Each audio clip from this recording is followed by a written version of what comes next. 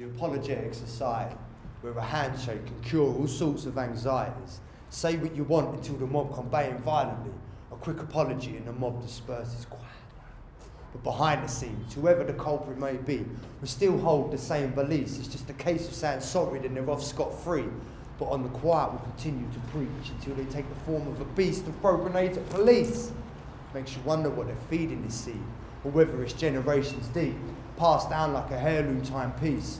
Because your prejudices are inherited, and the family is where the devil lives. Now, I'm not saying families are devilish, it's just that's where we get the morals for the lives we live. And nowadays, you've got kids having kids with no life experiences. It's hard to see where the discipline is when the parents just want to go out and live, neglecting their responsibilities. We need to lead by example and not let our moral slip. We hold the future in our hands. We have the power to make it promising. Don't leave potholes in the road for the generations following.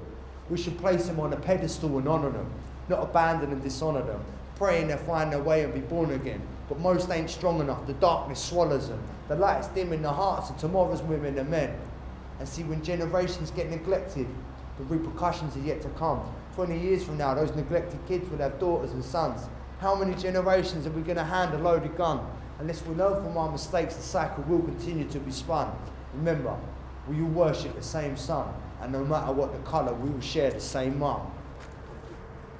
I'm getting worried about the future generations to come. You know, I'm worried they have no morals and that their actions are dumb. I'm struggling with the concept of living life for money, glamour and shine, and I'm concerned that greed and fashion are being hardwired in their minds. You know, the path that's being followed is clearly being led by the blind, and if you look beneath the surface, you'll be saddened by what you find. The youth are being dragged up by some people claiming to be parents, and still in their adolescence has become on parents.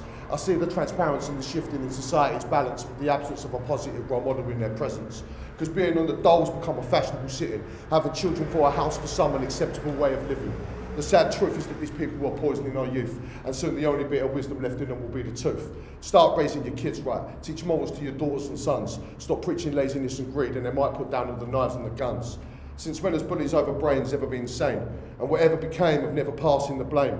You need to know that life is not part of a video game, and you are more to this earth than just a welfare claim. The impressionable are just that, so give them boundaries and rules. Show them compassion, hard work, and how not to suffer fools. Punish them for their failings, but then support them as well. Don't beat and undermine your children one must you put them through hell. There are some who regard themselves as a higher class than the rest, but you're just as much to blame with the problems in this uncivilised mess. You seem to be blinded and think that money is the key, like throwing cash at the seed is the way to grow the tree. Teaching legacies like how to trample on society's weeds, motivated by greed and thoughtless to another person's needs.